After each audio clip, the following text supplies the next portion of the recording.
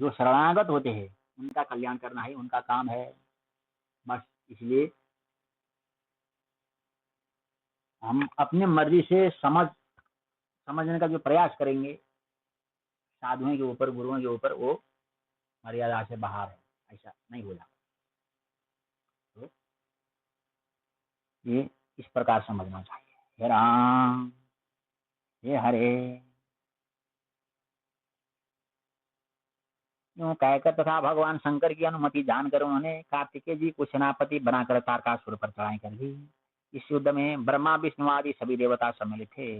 देवता लोग युद्ध के लिए प्रयत्नशील है। ये सुनकर महाबली तारकासुर भी बड़ी भारी सेना के साथ देवताओं से लोहा लेने के लिए चल दिया। हे राम। क्यों? और वो मंत्र है ना, वेदों में मंत्र क्या है? अगर दो ईश्वर हो गए तो बर्बाद हो जाएंगे फिर। क्यों? ये कोई रुद्रो न द्वितीयाय तस्तु, एक एव तदा रुद्रो न द्वितीयो अस्मि कश्चन, यदा मस्तन दिवान रात्रिन सन्न चासन शिव एव केवलः, एकत्वं नास्ति द्वैतम एकमेवाद्वितीयम नेह नास्ति किंचन, न तो तद द्वितीयोमस्ति। सब एकत्व का प्रतिपादन करते हैं। केवल एकत्व का ही नहीं, केवल एक तत्व का प्रतिपादन करते, एक ही है, दूसरा कुछ है ही नहीं। जैसे धर्म सम्राट श्री कृपाल जी महाराज अपनी भक्ति सुधा आदि में कहते हैं ना, द्विसंख्या पूर्ति के लिए कोई तत्व है ही नहीं वास्तव में।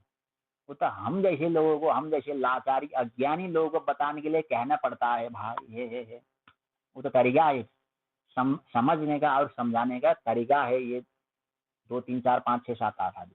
लेकिन द्वितीय संख्या पूर्ति के लिए कोई तत्व था ही नहीं। वही है वो, एको ही रुद्रो न द्वितीयाय तस्तु एकत्वम नास्ति द्वैतम न तु तद द्वितीयोमस्ति नेह न नास्ति किंचन एकमेवाद्वितीयम ब्रह्म। ये सब क्या है? श्रुति क्या करती है? केवल एक का ही प्रतिपादन। श्री सीतारामचंद्र भगवान को जय हो। दोनों सेनाओं में घमासान युद्ध होने लगा। बाणों की बौछारों से वहां का सारा मैदान रुंडमुंडों से भर गया। अंत में गिरवर कार्तिकेय का एक बहुत बड़ी शक्ति लेकर उसके द्वारा तारकासुर को मार डालने के लिए उद्यत हुए। तारकासुर और कुमार कार्तिकेय में बड़ा विकट और सब प्राणियों के लिए भयंकर था अत्यंत दुस्सह संग्राम हुआ।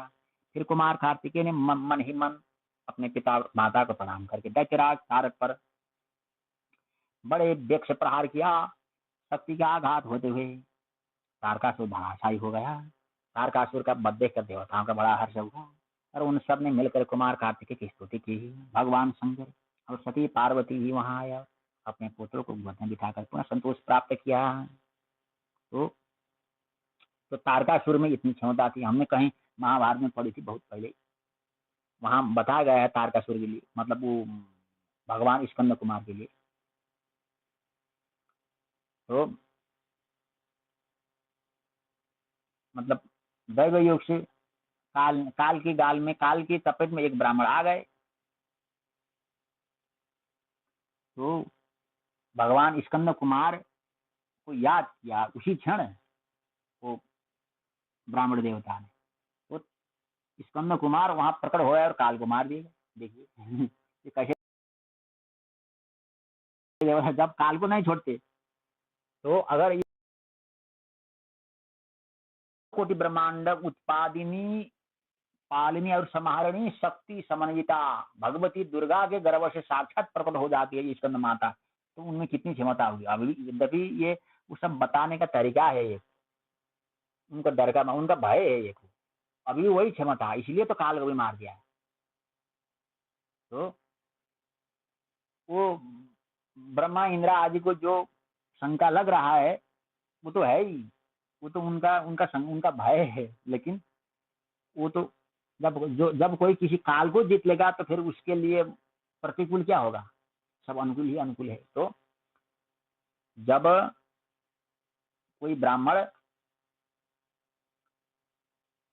काल के चपेट में आ गए और ब्राह्मण देवता ने भगवान शिवपुत्र श्री स्कंद को स्मरण किया तो वो प्रकट हो गए और काल को मार दिए गए। देखिए, और फिर हाहाकार मचेगा, इसमें बल ज्यादा है ना, बल ज्यादा होने से थोड़ा भी प्रयोग करते तो मर जाता है, उससे कचुमर निकल जाता है, गुरुदेव कहते हैं। तो ये ऐसी बात अभी भी अभी ऐसा नहीं दिखता ना, जैसे पूज्य गुरुदेव कहते हैं स्कंद कुमार का भक्ति करना चाहिए, जो कितनी कितनी क्षमता आती होंगी मतलब अपने जीवन में, और कोई अपना इष्ट अपना आराध्य भगवान स्कंद को मार देते, ये कलयुग में शीघ्र फलदायी होगा। ये सब ये हनुमान जी, स्कंद कुमार जी, ये नरसिंह जी, भैरव जी, ये उग्र उग्र देवी देवताओं का अभी करना ही, जैसे पूज्य गुरु कहते हैं उग्र देवी देवताओं का अभी भजन करना है, मतलब पूजा पाठ करना है। अभी जो समय आ रहा है आप और हमको मतलब ये अधर्मियों से व्यापक तरीके से भिड़ना है, शोधन होना है,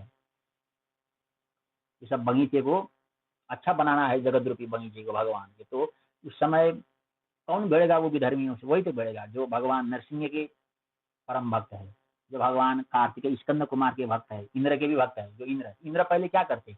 इंद्र पहले सोचते नहीं है अपने ऊपर, जैसे जैसे हमारे आयुष भैया जी बताते हैं कि जो विधर्मी है उसको ये तभी मार ही देना चाहिए। तो इंद्र क्या करते हैं? इंद्र वज्रधारी होते हैं। इंद्र पहले क्या करते हैं? वो पूछते नहीं है मतलब वो ठीक है या बेठीक है, अगर उनसे भय या नुकसान का कुछ भी शंका उनको उत्पन्न हो गया तो पहले वो वज्र प्रहार करते हैं, बाकी जिंदा रहे तो बाद में जाके पूछ लेते, कोई बात नहीं।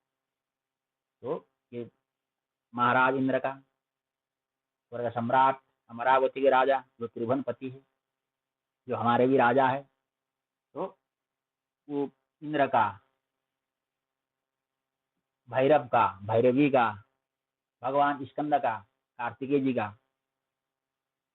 परशुराम का, शेष भगवान का, अभी इनों का ज्यादा उपासना करना, इनका ज्यादा उपासना करने से उग्र तेज हमें भी आ जाएगी, तो फिर काम बनेगा। श्री सीतारामचंद्र भगवान को जय हो। निगम कल्पतरुर्गलितं फलम् सुखमुखात् मृतद्रवसंयुतं पिबत भागवतं रसमालयम् मुहुरहो रसिकाः भुवि भावुकाः। नारायण नारायण नारायण, हर हर महादेव शिव। पूरी पीठाधीश्वर श्रीमद जगत गुरु श्री शंकराचार्य भगवान को जय हो। हम बाकी शेष आयुष भैया जी से सुनेंगे। आयुष भैया।